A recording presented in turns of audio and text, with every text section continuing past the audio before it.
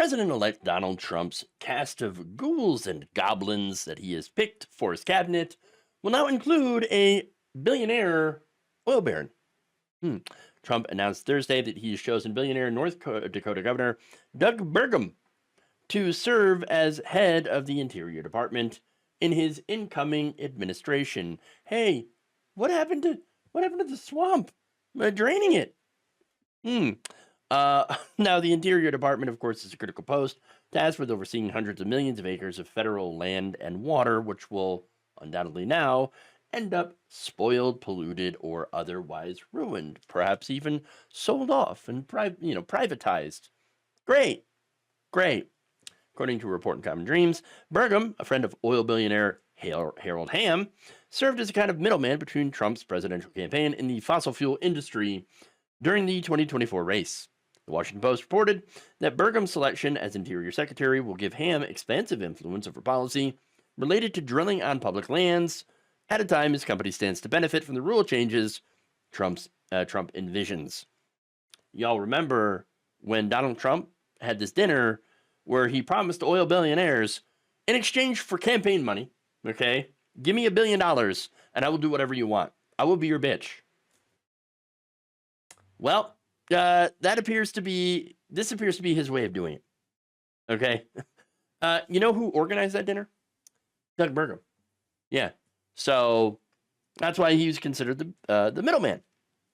So Burgum and Hamm have actually already worked to shape Trump's energy policy during the presidential transition, with Reuters reporting Thursday that the pair is leading the push for repeal of the electric vehicle tax credit.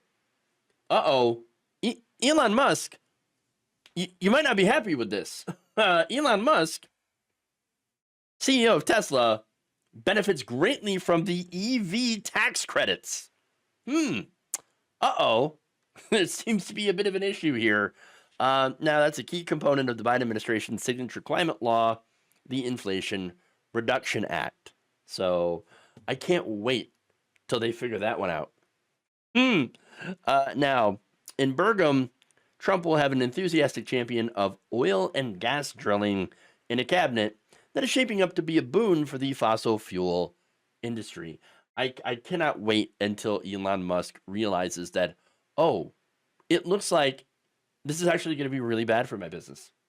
We're not getting the tax credits, which benefit Tesla and other EV manufacturers greatly. Newsflash, Musk, he didn't give a damn about EVs, okay? Wants to shut them down. And so you're kind of screwed, okay, in that regard. Now, you know who else is screwed? We are. Okay. Fossil fuels are driving disastrous climate change, okay?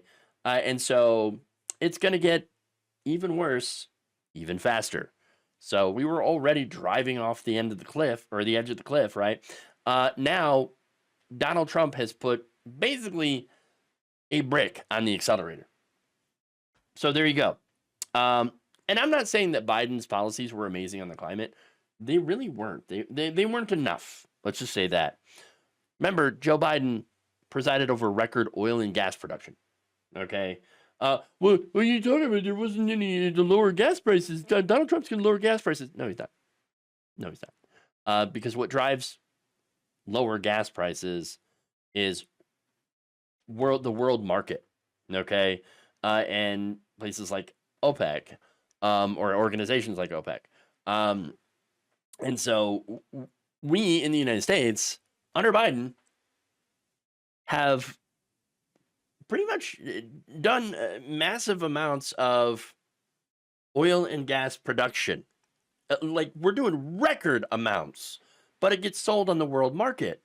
And there's oil speculators, and things like that. And so there's a lot of different reasons why gas is more expensive, and it's not going to go down as a result of this. Okay. That's just not what's going to happen. Okay. Now, getting back to Biden for a second, there were some good things that he did.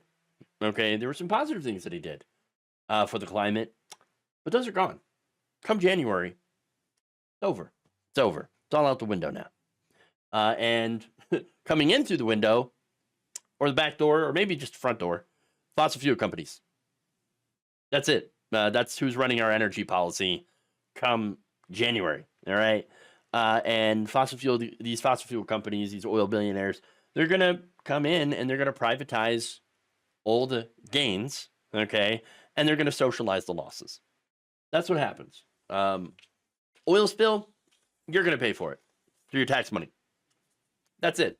Whereas these oil companies are going to make billions and billions of dollars more in profit. And sure, down the line, when a flood destroys your house in places where flooding generally doesn't occur, but because the climate change and things are going to get weird, okay, and disastrous, and so you're going to see places that have flooding where they never really had floods before.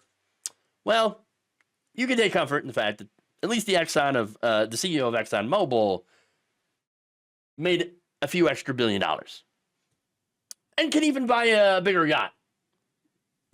Great. Oh, and by the way, if that does happen, and your house gets swept away by a flood, do not waste your time waiting on FEMA, because that will no longer exist. That's one of the things that the Trump administration wants to get rid of. So no more FEMA.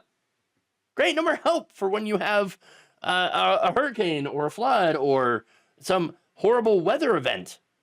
Especially in places that aren't used to those weather events.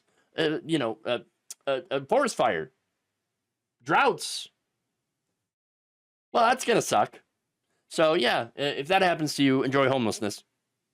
And then soon the inside of a brand new prison cell run by a private prison company where you will be forced to labor for free for those very same corporations that help destroy your house. I mean, that's pretty bleak, right? Well, that's the future that awaits us, thanks to Trump and corporations, the privatization and selling off of this country and all of its assets.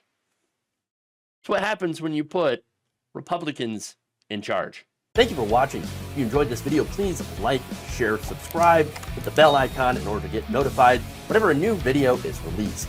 And if you want to support independent, progressive media through this difficult time where it seems like everybody is shutting down, you can become a member on our YouTube page, you can become a subscriber on Facebook, or you can go to my Patreon. It's patreon.com/Jeff Waldorf. Thank you.